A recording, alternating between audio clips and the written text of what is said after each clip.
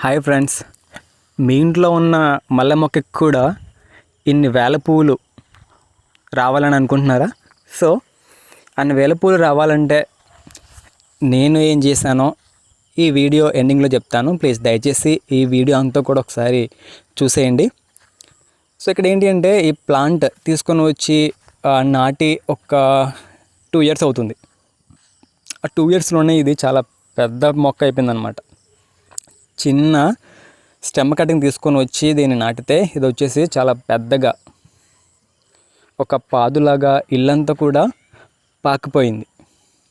So అప్పుడు ఏంటి అంటే మా ఇంట్లో సరిగా ప్లాంట్ పెంచడానికి ప్లేస్ ఉండేది కాదు. ఇది మా అత్తయ్య వాళ్ళ ఇంట్లో ప్లాంట్ తీసుకొచ్చి పెంచాను అనమాట. పెంచడం వల్ల ఇది ఏమైందంటే వాళ్ళ ఇంటి పై వరకు కూడా మొత్తం ఒక పాకుతూ పోయింది, తీగమల్లి చెట్లాగా. బట్ తీగమల్లి అయితే కాదు. సో ఇవి చూస్తున్నారు కదా, ఈ మల్లెపూలు అనేవి నేను ఒక వీడియో కోసం, అంటే నేను చాలా వీడియోస్లో చూశాను. ఏంటి అంటే ఎక్కువగా స్లో మోషన్ ఫ్లవర్స్ పడుస్తూ ఉంటారు ప్లేట్లో. సో అలా ట్రై చేశాను, కానీ ఎందుకులే మా ఓలికి నార్మల్గా చూపిద్దామని చెప్పేసి ఇట్లా నార్మల్గా చేయడం జరిగింది. చూడండి, చాలా అంటే చాలా మంచిగా ఉన్నాయండి ఫ్లవర్స్. మీరు కూడా ఈ ఒక్క టిప్తో మీ ఇంట్లో ఉన్న చెట్టుకి ఎన్ని పువ్వులు కాయచుకోవచ్చు మంచిగా.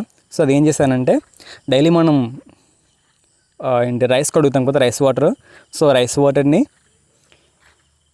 వీక్లీ వన్స్ ఇవ్వాలన్నమాట ప్లాంట్కి. సో ఇచ్చారంటే మీకు బోలెడని మల్లెపూలు అనేవి వస్తాయి. సో వీడియో నచ్చితే లైక్ చేయండి, షేర్ చేయండి అండ్ సబ్స్క్రైబ్ చేయడం మాత్రం మర్చిపోవద్దు. Thank you guys.